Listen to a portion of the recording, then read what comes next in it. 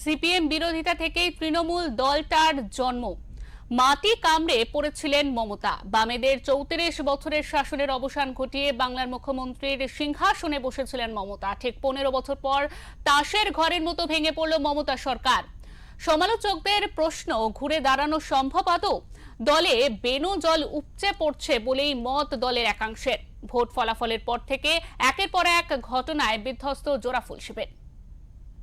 ভোটের রেজাল্টের পর থেকে গুটিয়ে গিয়েছিলেন তৃণমূল সুপ্রিমো মমতা বন্দ্যোপাধ্যায় ও অভিষেক বন্দ্যোপাধ্যায়। তা সত্ত্বেও কালীঘাটের বাড়িতে দলের মনোবল বাড়াতে বারবার বৈঠক করেছেন।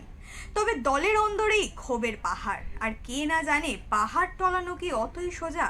রবিবার তৃণমূলের নির্বাচিত 80 জন বিধায়ককেই ডাকা হয়েছিল বৈঠকে, কিন্তু উপস্থিত ছিলেন মোটে 20 জন। 60 জন বিধায়ক অনুপস্থিত, কারোর আবার ফোন বন্ধ। অন্যদিকে বিধানসভায় সই বিতর্কে উত্তাল রাজ্য রাজনীতি। ঘটনার তদন্তে ইতিমধ্যে তৃণমূলের একাধিক বিধায়কের বাড়িতে হানা দিয়েছে সিআইডি।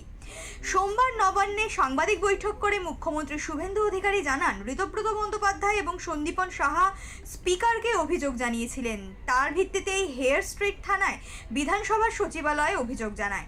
তাৎপর্যপূর্ণভাবে এহেন মন্তব্যের কয়েক মিনিটের মাথায় ঋতব্রত বন্দ্যোপাধ্যায় এবং সন্দীপন সাহাকে বহিষ্কারের সিদ্ধান্ত নেয় তৃণমূল। গত শনিবার দলের আহত কর্মীদের দেখতে প্রথমে বেলেঘাটা ও পরে সোনারপুরে যায় অভিষেক বন্দ্যোপাধ্যায়। দুপুরে বেলেঘাটায় তার সঙ্গী ছিলেন বিধায়ক কুণাল ঘোষ, কিন্তু তার সোনারপুর সফরেই সঙ্গী হতে রাজি হননি তৃণমূলের কেবি।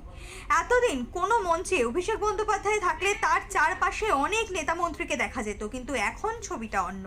কথায় বলে ক্ষমতাই আসলে ক্ষমতা। তবে সমালোচকদের মতে পুরসভা থেকে শুরু করে লোকসভা, তৃণমূলের ভাঙন যেন নদীর পাট ভাঙার মতো।